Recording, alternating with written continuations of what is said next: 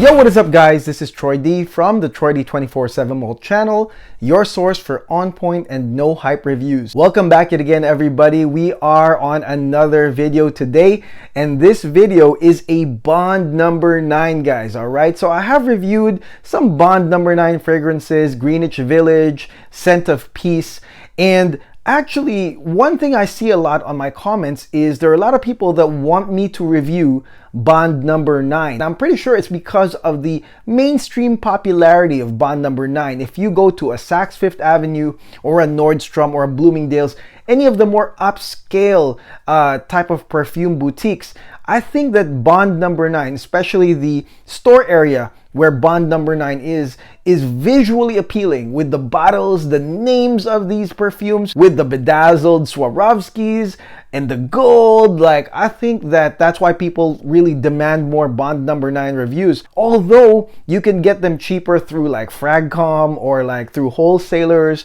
But really, I think that when people do check out Bond number 9 bottles, it's like a whole effect, like the silhouette of the bottles and the design and the consequent smell really takes people in. And I think that's one of the successes of Bond number 9 as a brand. Now, when I looked at the demand for Bond number 9 reviews, I thought about maybe we should do the Dubai range, you know, the Dubai Gold, Dubai Emerald, Dubai Onyx, or Dubai Black. I was like, man, maybe we should do that because I know a lot of you guys love my oud like reviews. But then I was like, man, what if we just reviewed the latest release? I'm sure they put out something. And true enough, when I checked it, they did put out something. And this fragrance is none other than Bond number 9 Nomad. All right, Bond number 9 Nomad. And when I looked at the bottle, I was like, man, this one looks nice too. Like, the bottle looks really expensive. It's got like, what is that, pearls or crystals on it, and it's like $400. So the thing about this fragrance too is that when I looked at the feedback on this fragrance, it was unanimously positive. And I'm talking about maybe 1% said bad about this fragrance, but majority, 99% of people that have tried and own this fragrance love it. They do love it. And I think I saw a comment where somebody said, man, it really took a lot of force in my body not to reach for my cash or my wallet to buy this when I first tried it. So that in itself got me really curious about this fragrance. So here it is right now. This is the official sample. It comes in a little, you know, wrapped like a candy, and we have it right here. So let's go spray this thing right now.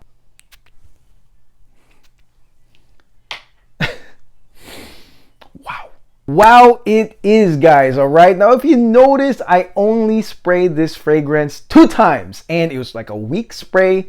Trust me, guys, that is more than enough when it comes to this fragrance. I mean, I cannot imagine having a full bottle with like the full power sprayer, like spraying this on my neck. I probably just need 1 spray. Why? Because this projects. Okay, this could probably classify as a beast if you spray it a lot of times. So I'm telling you right now, from a person that doesn't want to force themselves to people, I don't really want to choke people out with a strong beast mode perfume, 2 little spritzes is more than enough to feel like it's a full wear. Like, people will really catch it around you with these 2 little sprays. So just imagine if you had the whole bottle, you would get a lot of value out of it. Now, the opening, I will say, is quite impactful. All right, and that is truly important in this perfume game because the opening really matters when you spray it. You don't have a perfume that starts weak or sucky and then suddenly it redeems itself. There's nothing like that, okay? If you want to get a perfume that matters in your collection, the opening's gotta matter. This one right here opens with a unisex fruity opening. And I say unisex because the type of fruits used here are actually likable fruit notes from other fragrances such as pear, black currant, and quince. I would say the most powerful are the pear and the black currant. Those are the most powerful notes. Quince on the side, but really it's pear and black currant. And if you smell a pear, even if you take a pear and you smell it right there, you would know that it is not just like a femme leaning fragrance, like a guy can actually wear it. And I'm not even gonna go into black currant which is a unisex favorite note in many fragrances. Either way, guys, it's monstrous, okay? The spray with just 2 spritzes, the fruity, pear, and blancmange, monstrous. Right? Monstrous. I just cannot imagine what 5 sprays will do, or overspraying it will do. Now, past this impactful opening is actually the major part of this fragrance, which is the mid. And the mid is, in my opinion, the one that lasts the longest. Like for me, it lasted probably like 4 to 5 hours just on the mid, guys, okay? And on the mid, the most dominant notes are violet and orris, okay? So the orris is actually the bridge note, okay? Right after that opening, which also lasts, the orris starts coming in, and you smell the orris, you smell the powdery nature, but then the violet is really the overwhelming note, and it comes in, matches this orris pound for pound, couples with it, and the total result is awesome. If you like violet fragrances, easily this is an easy choice. If you don't like violet fragrances or violet notes in fragrances,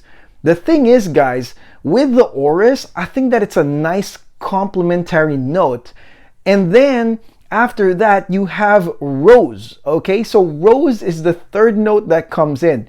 It's not too strong enough to overcome the violet, and it's not like it turns into a rose like fragrance. It doesn't at all. But the rose is not a dark rose, it's a nice sweet rose, and it complements this violet orris combination very, very well. Now, the fourth note on the mid is quite important because, in my opinion, it turns this fragrance romantic, okay? It turns it sensual, and that's none other than oud, guys, all right? Now, the oud right here is a slightly dark, slightly musty type of wood, and once you smell it, you know it's oud because it's not your typical woody note, and it does come in to match the rose. It doesn't mean that it's gonna be a rose oud, but there is going to be an oudy nature here in this mid. The oud, guys, is very mainstream.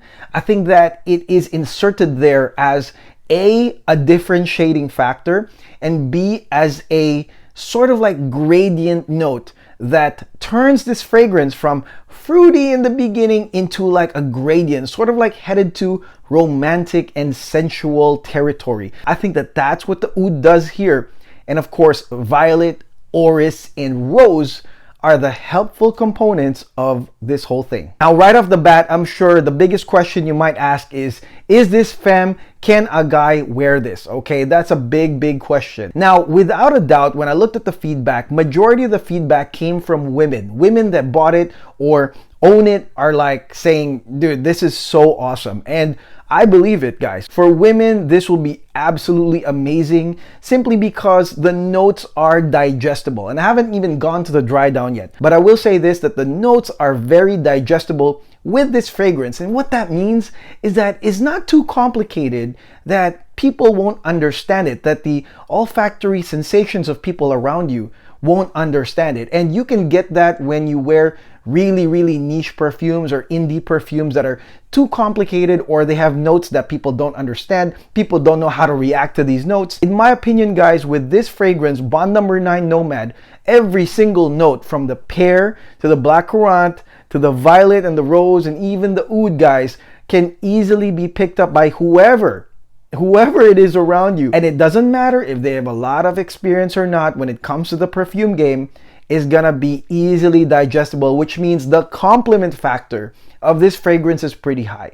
All right, it's pretty damn high because people can and will appreciate these notes: the fruitiness, the violet, the rose, the oud, even the digestible oud, and they can process it much easier than a complicated, complex perfume. Now, headed to the dry down, guys, we've got amber, vanilla, and sandalwood. Again, beautiful dry down. We've seen this before, an amber and vanilla combination and sandalwood.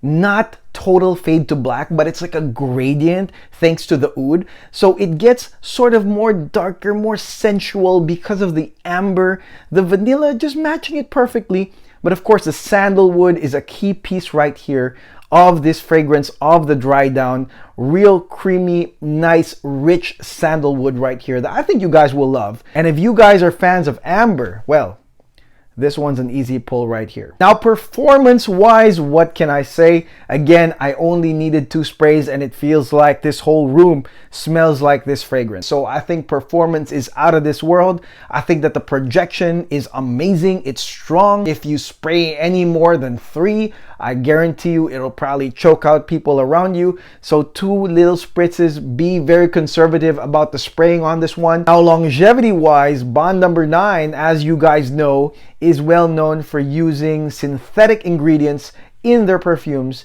And so obviously longevity wise, guys, it's a long haul. I mean, it's like 12 hours plus without a doubt. And not only that, but I'm talking about 12 hours of relevant, significant smelling, perfume. Like the perfume is still around you as a strong aura. So it doesn't like turn into a skin scent at the 10-hour mark and then afterwards it's almost nothing. This one right here smells so significant even after 12 hours. So even the dry down, the amber vanilla sandalwood dry down still projects very, very nicely, thanks to those synthetic ingredients. Now, usage-wise, I would definitely classify this as an upscale grabber. And oh my God, it's been a while since I called a fragrance an upscale grabber. And that's because I've been reviewing things like a seahorse. I've been reviewing perfumes made by YouTubers. But actually, this fragrance fits right on my alley, I think. And for a lot of people who are collecting niche fragrances, because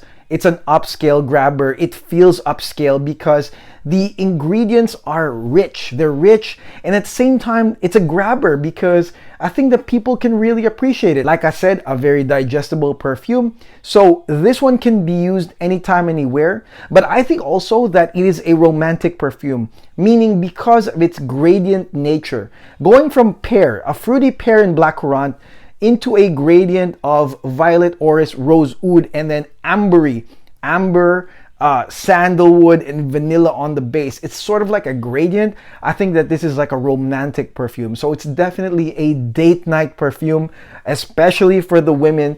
If you intend to be with someone for about 8, 9, 10 hours, then definitely I think that, the passion will turn on right as it goes into a gradient. So I think that it's very, very usable. This fragrance does remind me of other fragrances that I've already reviewed, like Purple Accento by Serjoff.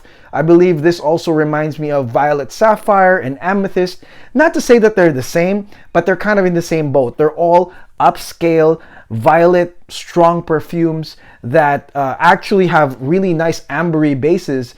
And so, I mean, this one right here, I really recommend. I really recommend that you guys try. It is not cheap. It's $400, but you do get an aesthetically pleasing bottle bedazzled with some gold. I think that it's really nice. I mean, this would rival, I would say, even the Boudicca bottles in the way that it's designed. And because it is a beast, 100 ml that you got right there is going to go a long time, guys. So if you are looking for an upscale grabber that will last you a long time, that you'll have a lot of juice left after months and months, maybe even years, this is the fragrance right here. You're gonna get $400 worth, but when it comes to usage, I mean, you're probably looking at 4 or 5 times the usage more than your usual perfume that I would say like dies within like 8 to 10 hours. If you are into unisex fragrances, if you're a guy and you're open to a unisex fragrance with some violet, with some pear and some blackcurrant, I think you should definitely try it, guys. And of course,